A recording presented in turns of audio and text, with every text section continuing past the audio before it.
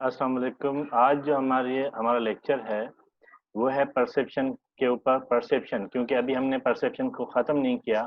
Perception के बाद हम सेल्फ शुरू करेंगे, लेकिन ये कंटिन्यूअस एक पूरा चैप्टर है जिसके अंदर परसेप्शन, सेल्फ एंड कम्युनिकेशन एक को डिफाइन किया जाएगा। तो कल हमने सीखा था कि परसेप्शन क्या है, लेकिन आज फिर दोबारा से हम उसको रिपीट करेंगे कि परसेप्शन है क्या। तो मैं स्टार्ट करता हूँ दोबारा से कि परसेप्शन है क्या। व्हाट्स परसेप्शन, कल हमने डिस्कस किया था, लेकिन आज फिर दोबारा से हम इसको डिस्कस करते हैं। मैंने आपको परसेप्शन की डेफिनेशन बताई थी कि perception the process of becoming aware of objects and events from senses. The process of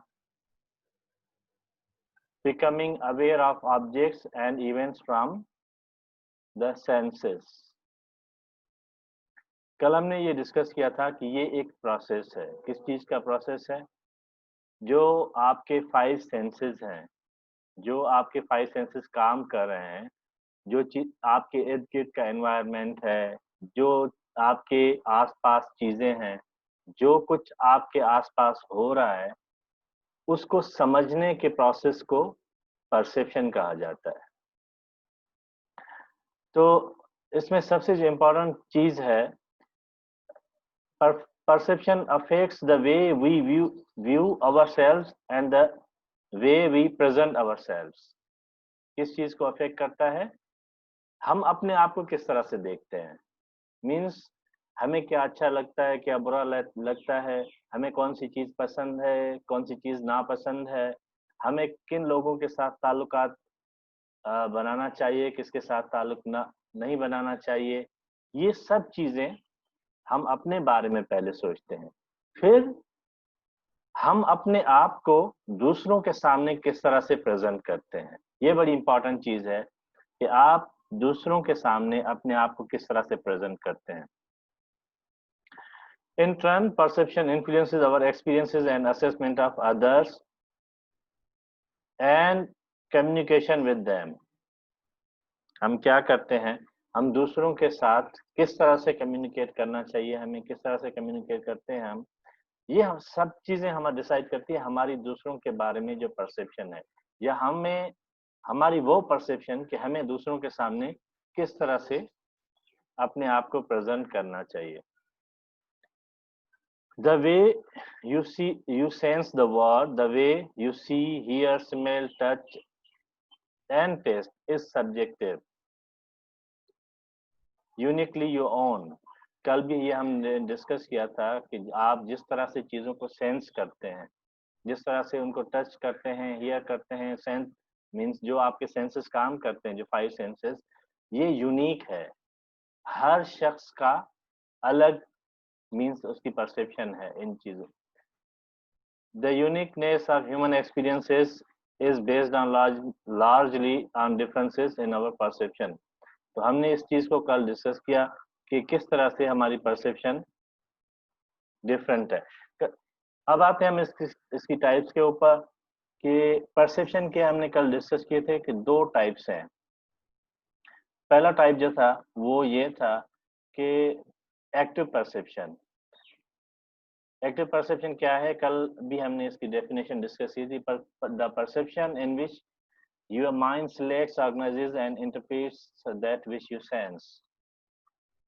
मैंने आपको बताया कि ह्यूमन जो मीन्स हमारी बॉडी का जो सिस्टम है, जो हमारे सेंसेस हैं, इवन हम कॉन्शियस में हैं या सब कॉन्शियस के अंदर हैं, लेकिन हमारे जो सेंसेस हैं वो काम करते रहते हैं किसी हद तक। अगर हमारा सेंसरी सिस्टम, जो हमारा सेंसरी सिस्टम है, वो अगर कहीं पे ब्रेक हो जाता है, फॉर एग्जांपल आपने अभी सुना होगा कि आजकल कोरोना के हवाले से, कि कोरोना के अंदर आपका जो स्मेल एंड टेस्ट सेंस है वो खत्म हो जाता है। मीन्स जिन मरीजों को कोरोना होती है उनका जो स्मेल एंड टेस्ट सेंस है वो खत्म हो जाता है। मीन्स जो आपका माइंड है, मीन्स आप जो स्मेल कर रहे हैं, जो टेस्ट कर रहे हैं, वो आपके सेंसरी सिस्टम के जरिए आपके माइंड तक नहीं पहुंचता, उसकी टेस्ट, चीजों की टेस्ट आपको नहीं।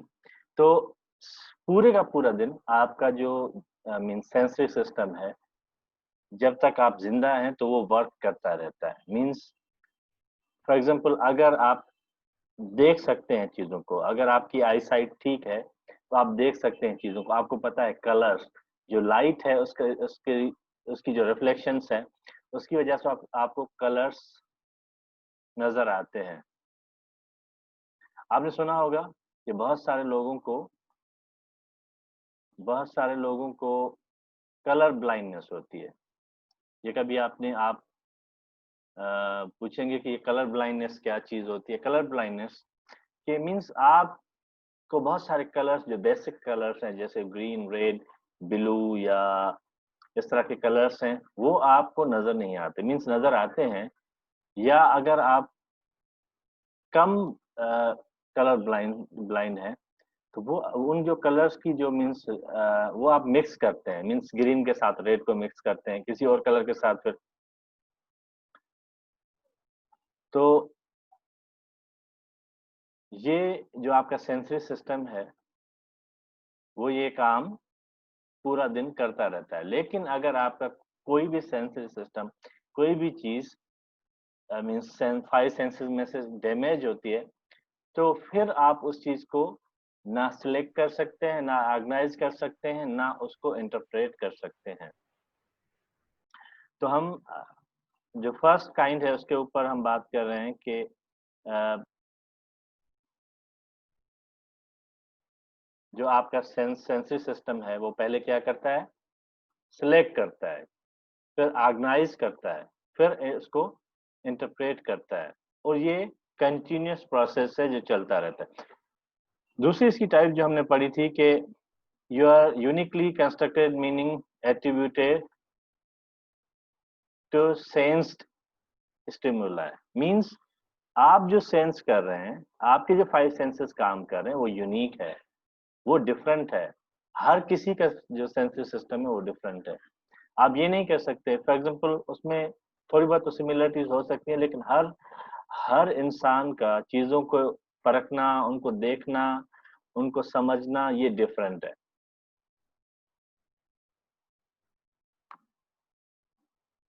तो ये तो थी दो टाइप्स। अब हम आगे चलते हैं कि अ, ये बहुत इम्पोर्टेंट है कि हमने परसेप्शन के अंदर देखा कि परसेप्शन के अंदर जो हमारा माइंड, ये हम प्रोसेस आगे पढ़ेंगे कि किस तरह से हमारा माइंड जो है वो सिलेक्ट करता है, फिर ऑर्गेनाइज करता है, फिर उसको इंटरप्रेट करता है। लेकिन उससे पहले जो चीज़ हम डिस्कस करेंगे वो ये है कि हमारी परसेप्शन जो है, ह्यूमन बीइंग्स की जो परसेप्शन है, उसके अंदर ये डिफरेंसेस क्यों हैं? कौन से ऐसे फैक्टर्स हैं जो हमारी परसेप्शन के अंदर डिफरेंसेस पैदा करते हैं? इनके ऊपर हम थोड़ा सा डिस्कस करते हैं। जिस तरह पहले हमने डिस्कस किया कि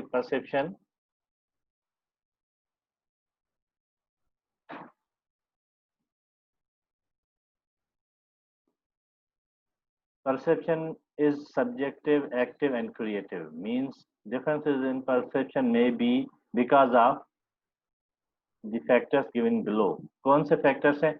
The first factor is physiological factor. First factor, which is first factor?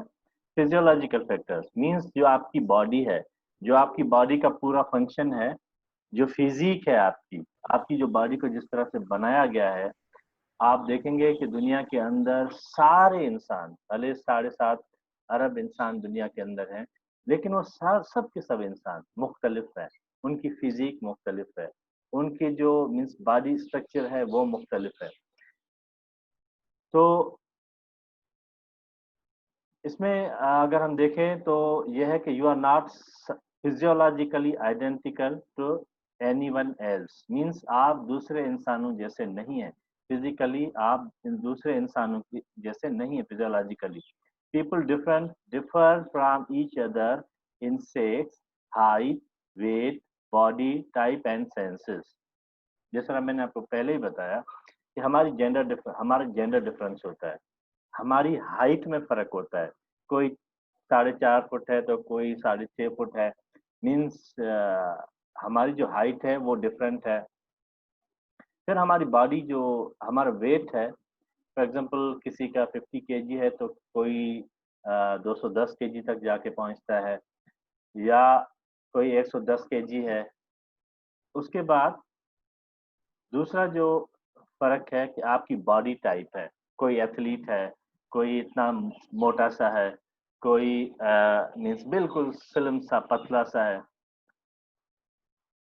और आपके सेंसेस के अंदर मैंने आपको पहले भी बताया कि जो शायद हमने कल भी ये डिस्कस किया था कि जो हमारे सेंसेस हैं, उनके अंदर बहुत बड़ा डिफरेंस है। कुछ लोगों को मीन्स मैंने आपको बताया कि टेस्ट सेंस के अंदर भी बहुत सारे लोगों को खट्टी-मीठी या चटपटी चीज़ें, बहुत सारे लोगों के लिए टेस्ट कोई मैटर नहीं करता।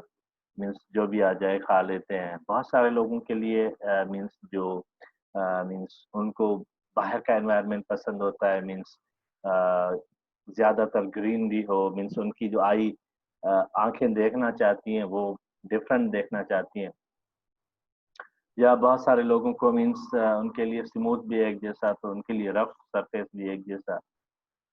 या मैंने आपको बताया था कि आपने शायद शाहरुख खान की मूवी में देखा होगा कि वो नहीं लगता वाला सेंस के मीन्स कुछ भी नहीं लगता। ये थोड़ा-सा अगर आप इसको इस पे गौर करें, तो आपने रेसलिंग देखी होगी। रेसलिंग के अंदर आपने देखा होगा कि कितनी ज़ोर से एक-दूसरे को मीन्स वो मार रहे होते हैं, ऊपर से गिर रहे होते हैं।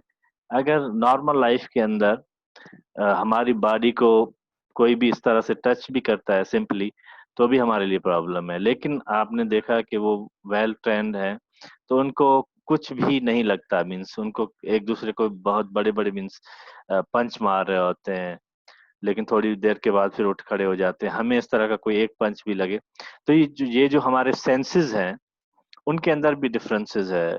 मीन्स जिस तरह से हम चीज़ों को देख रहे हैं, मुझे डिफरेंटली नज़र आ रहा है। या जिस तरह से हम चीज़ें सुन रहे हैं, वो भी उनके अंदर भी बहुत बड़ा डिफरेंस है।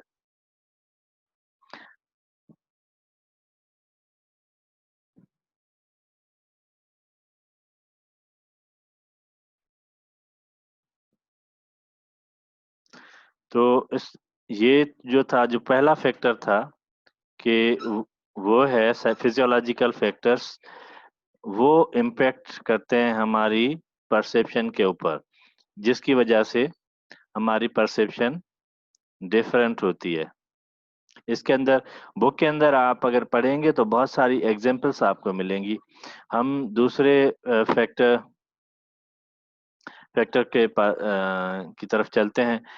दूसरा फैक्टर जो है वो है हमारा पास्ट एक्सपीरियंसेस एंड रोल्स। ये थोड़ा-सा हम डिस्कस करें कि पास्ट एक्सपीरियंसेस क्या है।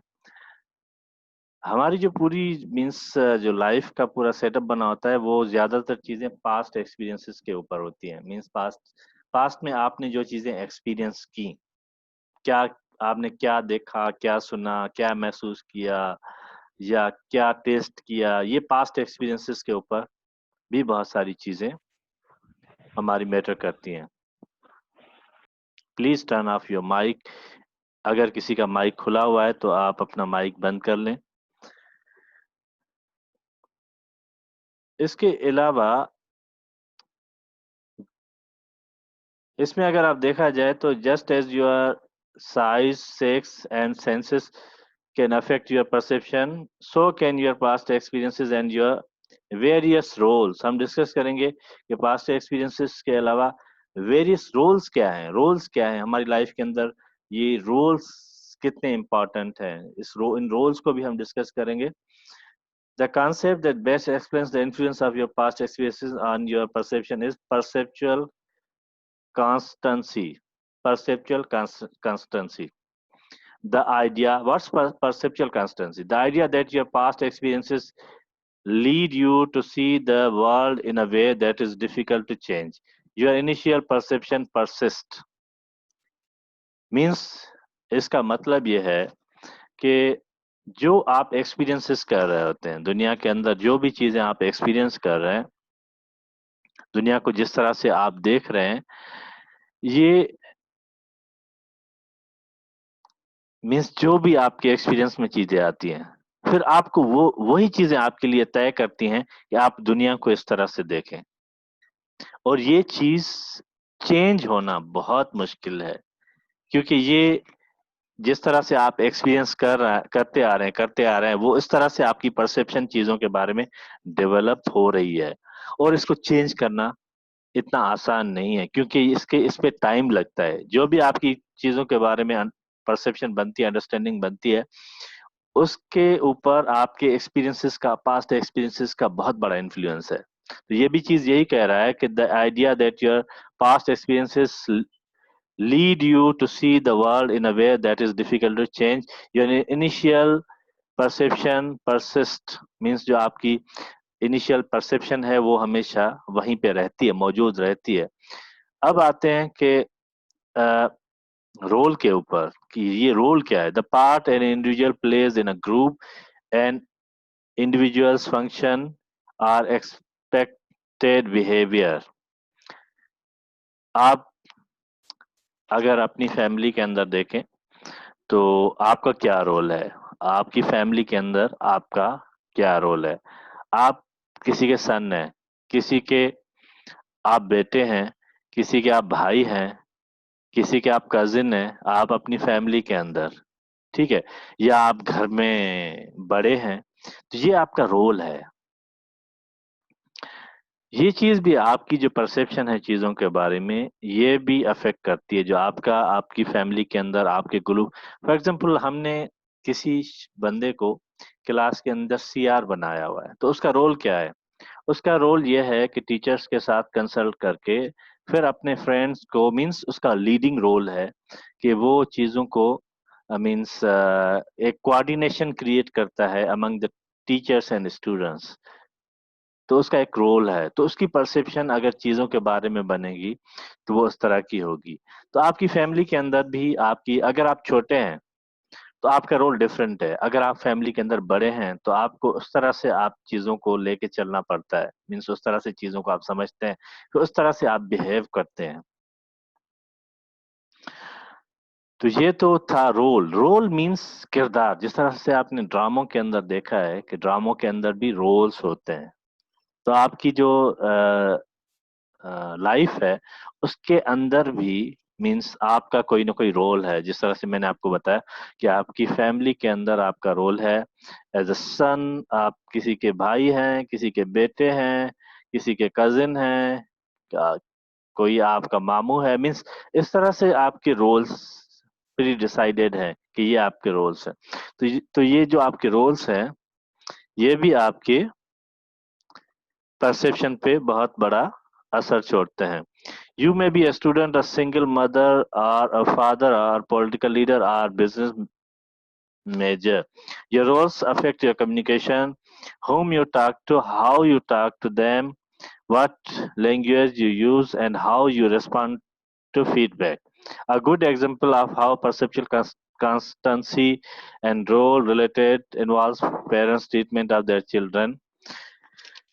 तो मैंने जिस तरह से आपको बताया कि आप जिस रोल के अंदर हैं, जिस फैमिली के अंदर, मीन्स आपका जो रोल है, आप उसके अंदर रह के कम्युनिकेट कर रहे होते हैं, चीजों को समझ रहे होते हैं, फिर कम्युनिकेट कर रहे होते हैं।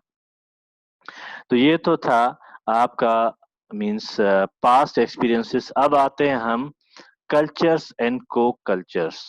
हम अब ये रोजमर्रा की जिंदगी के अंदर बहुत सारी चीजें सुन रहे थे, ये हमारा कल्चर है, ये इसको हम इस कल्चर के ऊपर हमें चलना चाहिए।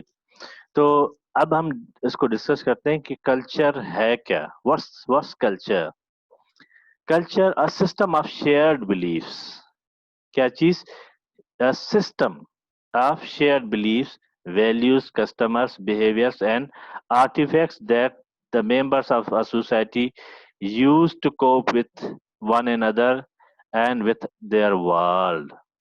क्या चीज है, इसको आपको समझना पड़ेगा कि एक सिस्टम है किस चीज का।